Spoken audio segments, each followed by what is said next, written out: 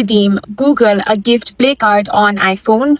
In this video, I will guide you step by step on how you can redeem Google Play gift card on your iPhone. The first thing you want to do is open up Chrome on your device. Now, make sure to log into your Google account. After that, you want to tap on the search bar. Here, search Google Play Store.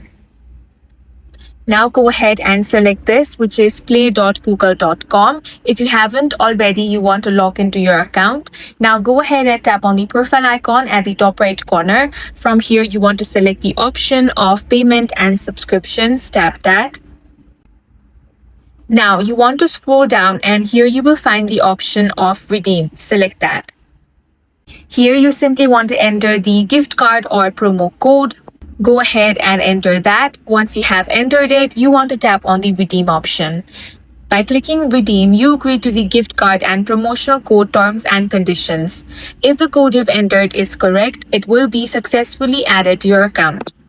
That's all for this video. If you found it useful, make sure to hit the like button and subscribe for more videos like this.